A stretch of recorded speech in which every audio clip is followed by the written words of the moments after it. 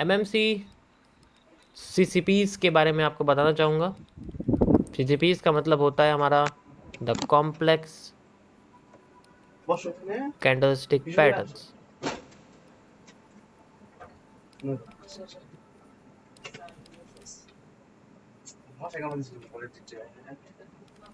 ये किस तरीके से काम करते हैं इनका आज मैं आपको 7वां कैंडलस्टिक पैटर्न बता रहा हूँ। पुराने लोगों को पता है लेकिन आपका रिवीजन हो जाएगा और नए लोगों को पता लग जाएगा। ये है आपकी the big bar marubozu marubozu. It is also known as the big bar. आप इसे बिग बार भी कह सकते हैं। ठीक है, मैं आपको इसमें इंडियन मार्केट के एग्जांपल दिखाने की कोशिश करूंगा, उसको आप ध्यान से समझना। मारू भूसू नहीं है ये यार, मारू भूसू क्यों लिख रहे हो तुम, मारू बोजू है ये। तुमने तो कैंडल के नाम और उसका धर्म ही चेंज कर दिया। और मैं आपको इसमें आज द ग्रीन मारूबोजू के बारे में बताना चाहूंगा, तो आप ग्रीन मारूबोजू समझ सकते हैं। ठीक है, द ग्रीन मारूबोजू हमारे पास रहेगा। किस तरीके से काम करता है आप इसको समझिए। देखिए, मारूबोजू जो होते हैं वो बेसिकली आपके 4 तरीके के होते हैं। सबसे पहले आपके सामने आता है एक ऐसा, अरे ये कैसा पतला सा बन गया यार, इसको निमोनिया थोड़ी है।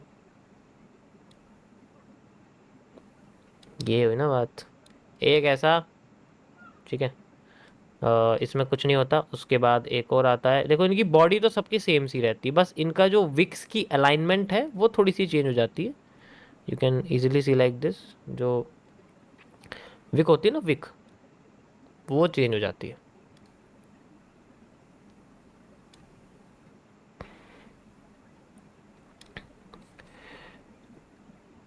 सबसे पहले आपके सामने आती है ए सिंपल नॉर्मल मारूबोजू। ये हमारे पास एक सिंपल और नॉर्मल मारूबोजू होती है। अगर आप आसानी से इसको देखोगे तो इसका नाम है एक नॉर्मल मारूबोजू,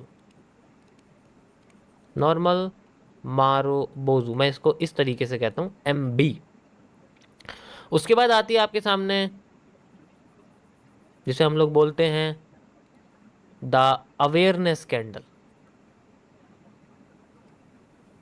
ये हमारे पास द अवेयरनेस कैंडल, इसका नाम अवेयरनेस है, अवेयरनेस मारूबोजू। उसके बाद आदमी आती, उसके पास में जो बाद की कैंडल है उसको हम लोग बोलते हैं स्पिनिंग मारूबोजू, क्योंकि इसके दोनों साइड विक लाइंस होती हैं, इसलिए हम इसको स्पिनिंग मारूबोजू कहते हैं। ठीक है, this is called a spinning marubozu. And the last is inverted awareness. इसको हम लोग बोलते हैं द इन्वर्टेड अवेयरनेस।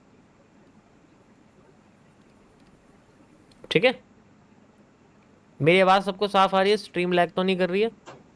करेगी तो ये राउटर आज बाहर जाएगा मेरे घर से, इसे बाहर फेंक दूंगा। इन्वर्टेड अवेयरनेस सुबह से दिक्कत दे रहा है मुझे, स्ट्रीम में दिक्कत ना हो बस। ठीक है, हाँ हाँ फिर ठीक है।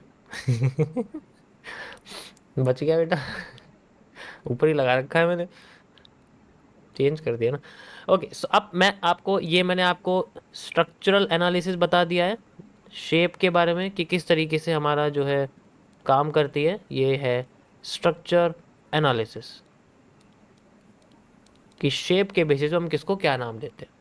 अब मैं आपको बताने वाला हूं फंक्शन के बारे में। फंक्शंस, हर किसी के फंक्शंस कैसे होते हैं। फंक्शंस जानने के लिए आपको सबसे पहले पता करना पड़ेगा इनकी लोकेशन के बारे में, जो सबसे इंपॉर्टेंट है। देखो, जितने भी मारूबोजू होते हैं वो बेसिकली इंडिपेंडेंटली कभी काम नहीं करते। इंडिपेंडेंटली का मतलब है कि जैसे मैंने बोला आपके सामने हैमर है, हैमर एक ऐसा पैटर्न है जो इंडिपेंडेंटली काम कर सकता है। हैमर एक ऐसा पैटर्न है जो इंडिपेंडेंटली काम कर सकता है। मतलब मैं बोल रहा हूँ हैमर, तो आप समझ रहे हो कि हैमर का मतलब मार्केट ऊपर जा रही है। मैंने बोला इन्वर्टेड हैमर, तो आपने बोला मार्केट नीचे आ रही है। शूटिंग स्टार मतलब शूटिंग स्टार। तो इस तरीके से हम इंडिपेंडेंटली मारुबोजू को यूज नहीं कर सकते। अगर हमें मारुबोजू को यूज करना है तो उसके साथ एक एक और एक्स्ट्रा कैंडल हमें चाहिए होती है, जिसके साथ वो एक कैंडल क्रिएट करता है। तो इसीलिए इसकी जो लोकेशन है वो हमेशा कंबाइंड रहती है किसी और कैंडल के साथ। तो हम इसको देख सकते हैं कॉम्बिनेशंस में। अब कंबाइंड में ये किसी भी जगह बन जाए उससे फर्क नहीं पड़ता। ध्यान से समझे, अगर ये कंबाइन हो रही है, जैसे मैंने बोला आपके सामने हैंगिंग मैन है मेरे पास, तो हैंगिंग मैन के साथ अगर मारूबोजू ग्रीन कलर का कंबाइन हो रहा है तो उससे फर्क नहीं पड़ता, ये कहीं भी बनाओ। अब हैंगिंग मैन कहीं भी बन रहा हो उससे फर्क नहीं पड़ता, मतलब मारूबोजू कहीं भी बन रही हो, हैंगिंग मैन की पोजीशन से फर्क पड़ता है। ये दोनों कहीं ऐसी जगह होने चाहिए जो कोई की लेवल है, जैसे किसी सपोर्ट पर हो, किसी रीटेस्टिंग लेवल पर हो, किसी एफबीजी पर हो, ऑर्डर ब्लॉक पर हो। वो सारे की पॉइंट हमको पता है कि कहाँ होते हैं। तो ये इंडिपेंडेंटली काम नहीं करेगा। तो इसीलिए मैं आपको सबसे पहला जो है इसके अंदर फंक्शन बताने वाला हूँ, सबसे पहले वाले के साथ। जो सबसे पहला नॉर्मल मारूबोजू है वो किस तरीके से काम करता है उसको आप ध्यान से इसको देखना। ये जो हमारे पास नॉर्मल मारूबोजू है, यार हमें सॉरी गाइज, आपको ये गंदा सा ड्राइंग यहाँ दिख रही है। अब इसको देखना किस तरीके से होता है। तो इसके साथ हमेशा एक सेकंड कैंडल रहती है कि जैसे ये हैंगिंग मैन के साथ बन रहा है, ठीक है।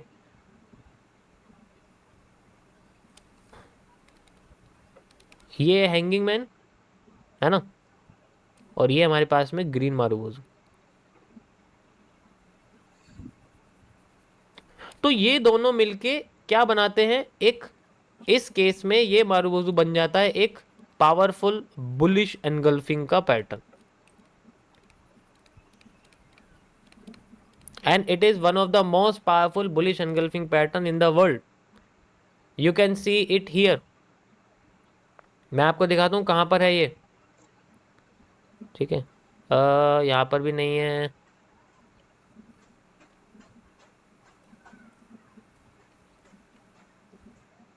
दिखाता हूँ, रुको रुको, दिखेगी एक ना एक तो दिखेगी, ऐसा नहीं हो सकता ना दिखे। ये देखिए, the best, one of the most powerful bullish engulfing pattern. समझ आ गया। तो इस तरीके से हमें ये पैटर्न देखने को मिलेंगे आपको, जो कि एक तरह से आपको बताएंगे कि भाई मार्केट अपने ये मारूबोजू नहीं है, हमें मारूबोजू चाहिए।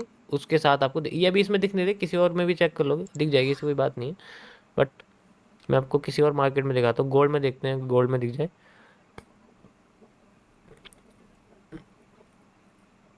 ये देख सकते हैं आप, थोड़ा थोड़ा मारूबोजू जैसा दिख रहा है ये, मतलब बिग बार है, एक तरह से बिग बार ये बनी हुई है, लेकिन हैंगिंग मैन के साथ। इसे देखना हैंगिंग मैन के साथ,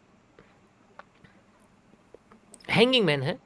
आप बॉडी अभी समझिए, मैंने आपको सिंपल वो बताया है, ठीक है, हल्का हल्का बस आप इसकी आप समझ सकते हो, ठीक है। तो ये पैटर्न आपको दिखेंगे उनके साथ ही, लेकिन आपको आइडेंटिफाई करना पड़ेगा। तो ये इस तरीके से बुलिश, यही सेम चीज़ आपकी जो है हर किसी के साथ होती है। यू कैन सी ये हर पैटर्न, ये आपकी नॉर्मल मारूबोजू के साथ भी बन सकता है, अवेयरनेस के साथ भी बन सकता है, स्पिनिंग के साथ भी बन सकता है, और इन्वर्टेड अवेयरनेस के साथ। मतलब चारों मारूबोजू के साथ हैंगिंग मैन अगर बनेगा तो ये तब भी बुलिश एनगल्फिंग ही माना जाएगा, क्योंकि इसकी कैरेक्टरिस्टिक्स अब उसके साथ कंबाइन हो चुकी है। अब इस केस में वो अपने आप को बुलिश एनगल्फिंग ही बनाएगा। हम अगर इंडिविजुअली देखते हैं तो उसका अलग मतलब होता है। इंडिविजुअली देखने के लिए इसके साथ हैंगिंग मैन नहीं होना चाहिए, कोई और पैटर्न होना चाहिए जो हैंगिंग मैन जैसा ना हो, अलग हो, ग्रीन कलर की बॉडी होगी, और उसके बाद ये इनमें से कोई चारों मारूबोजू बन रही है, तब एक अलग बात होती है, क्योंकि हम उसको इंडिविजुअली देख रहे हैं। लेकिन अगर ये किसी हैंगिंग मैन के साथ बनी हुई है, एक रेड कैंडल के साथ बनी हुई है, तो अलग होती है, ठीक है।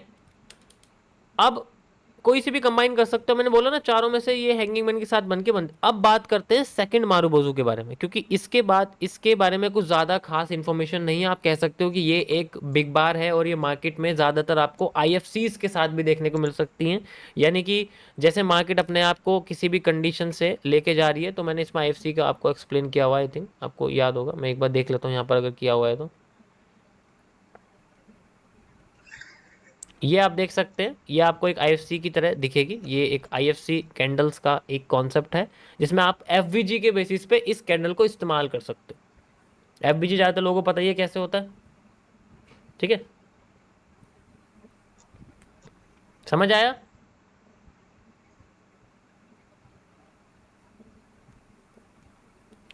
चलते हैं वापस वहां पर।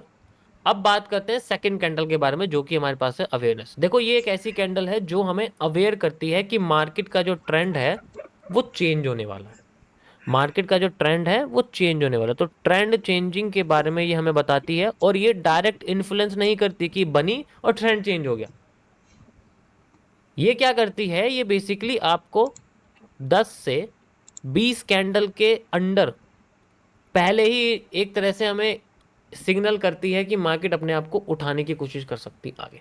ये डायरेक्ट मतलब ये आफ्टर इफेक्ट्स में काम करती है, इसका इन्फ्लुएंस आफ्टर इफेक्ट्स में आता है। मैं इसको आपको निफ्टी में दिखाता हूँ, देख के समझ में आ जाएगा। पहले इसमें देख लेते हैं, अगर आप हमें अभी बिटकॉइन में अगर दिख जाता है तो बहुत अच्छी बात है, और निफ्टी में आपको दिखाऊंगा कैसे हमें देखने को मिलती है। ये देखो, इससे बेस्ट नहीं हो सकती। यू कैन सी ये हमारे सामने बनी हुई है एक marubozu candle, simple as that. ये एक अवेयरनेस है, और अवेयर क्या कर रही है कि मार्केट अपने आप को ट्रेंड को चेंज कर सकती है। And you can C 1 2 3 4 5 6 7 8 9 10 candle बाद ही मार्केट अपने आप को चेंज कर रही है। एक तरह से ये अवेयर करती है।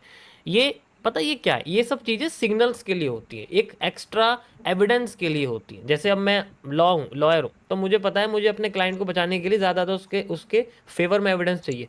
ये एक फेवर में एविडेंस है ट्रेंड को आने के लिए। ट्रेंड के आने के लिए फेवर में एक एविडेंस ये होता है, क्रिएट होता है इस तरीके से। किस तरीके ट्रेंड अपने आप को लेके आने वाला है, ट्रेंड आने वाला है, ये यहाँ पर क्रिएट होता है। मैं आपको और दिखाता हूँ कैसे यहाँ पर दिखेगा। ये आप देख सकते हैं, यू कैन सी एक यहाँ बना हुआ है, एक यहाँ बना हुआ है। तो आप देखो इसके बाद कुछ कैंडल्स बाद ही मार्केट में, ये आप कैंडल्स देख सकते हैं, कुछ कैंडल बाद ही मार्केट में ट्रेंड आया है।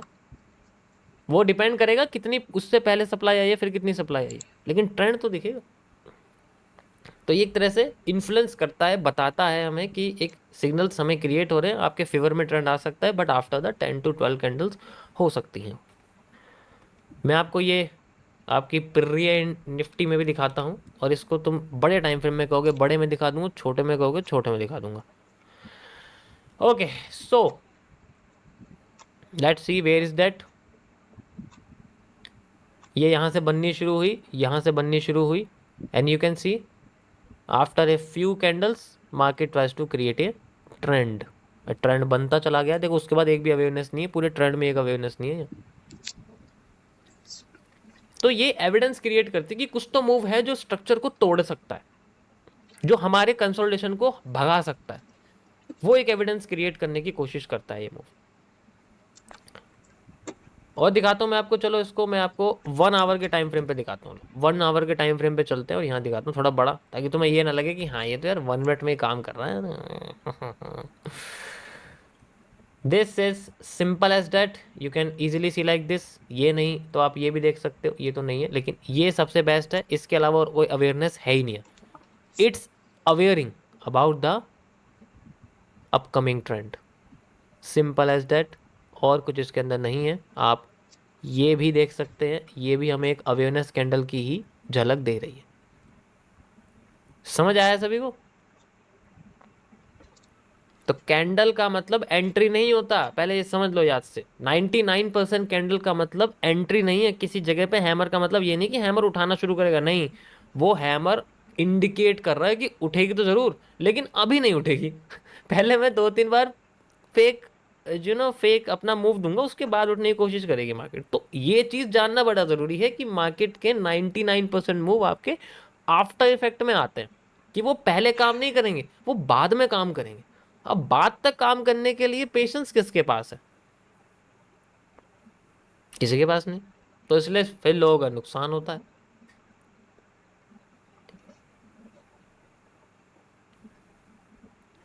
समझ आया? That is. नेक्स्ट हम कैंडल्स के बारे में बात करते हैं। ये हमारे पास स्पिनिंग मारूबोजू, स्पिनिंग टॉप के बारे में, जो आपको पता है कि डुअल डायरेक्शनल होते हैं, ऐसी ये हमारी स्पिनिंग मारूबोजू होती है। ये हमारी डुअल डायरेक्शनल होती है। जिस साइड मार्केट सिंगल मूव में अपने आप को ले जाती है, उस साइड इसका मूव आ जाता है। यू कैन सी अगर ये स्पिनिंग मारूबोजू बनी हुई है, अगर मार्केट नीचे चली जाती है तो इसका मूव नीचे आ जाता है उतना ही जितना ट्रेंड से आया। जैसे यहाँ से यहाँ तक आया तो यहाँ से मूव यहाँ से लेके यहाँ तक आ जाता है, वो अलग बात है। अगर ऊपर की साइड क्लोज कर देती है मार्केट तो ऊपर चली जाती है, मार्केट का मूव ऊपर आया तो ये डुअल डायरेक्शनल होती है। जैसे कि आपकी एक स्पिनिंग टॉप होता है, जैसे कि आपकी एक स्पिनिंग डोजी होती है। ठीक है, समझ आया? इसमें कोई ज्यादा कॉन्सेप्ट नहीं है, it's just a simple candle. अब बात करते हैं इसके बारे में। ये भी अवेयरनेस की तरह होती है। ये एक तरह से आपकी, इसका कोई ऐसा इंडिकेशन नहीं है कि आपको लग रहा हो कि अगर वो उठाने की बात करें तो ये गिराने की बात करेगी, ऐसा नहीं होता। ये सिर्फ उसके साथ यूज होगी आपकी हैमर के साथ या आपके हैंगिंग मैन के साथ। हैमर के साथ कैसे यूज होगी, देखो जैसे हैमर बना हुआ है यहाँ पर हमारे पास, तो हैमर क्या करेगा, इंडिकेट करेगा बुलिश प्रेशर के कमजोर होने को, तो इसकी अगली कैंडल छोटी हो जाएगी। तो ये हैमर के बाद या हैंगिंग मैन के साथ ज्यादातर हम इसको कंबाइन करके देखते हैं। अकेला कहीं और बन जाएगा तो वो अलग बात है, लेकिन इसकी अकेले में मेरे हिसाब से कोई वैल्यू नहीं है। हैमर के साथ और हैंगिंग मैन के साथ ही एनगल्फिंग और बुलिश एनगल्फिंग बनाता है। अगर ये दोनों ग्रीन है, इन केस ये भी ग्रीन है, ये भी ग्रीन है, तो इस पैटर्न को हम लोग बोलते हैं ए एनगल्फिंग। ओनली एनगल्फिंग का वर्ड मैंने इसको दिया हुआ है। और अगर ये रेड है तो आप तो उसको बुलिश एनगल्फिंग समझ सकते हो। अगर ये रेड है तो it's a bullish engulfing. This is the marubozu's concept of today's reversion topic. समझ आएगा इस सभी को? ये था आपका आज का कॉन्सेप्ट रिवीजन का।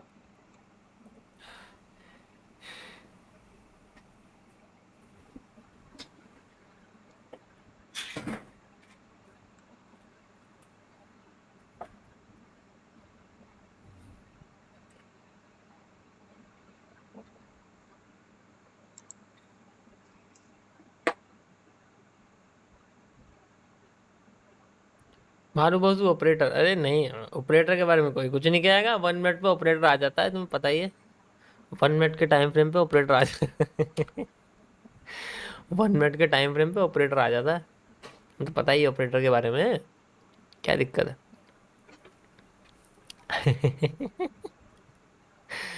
ऑपरेटर के बारे में कोई कुछ नहीं कहेगा।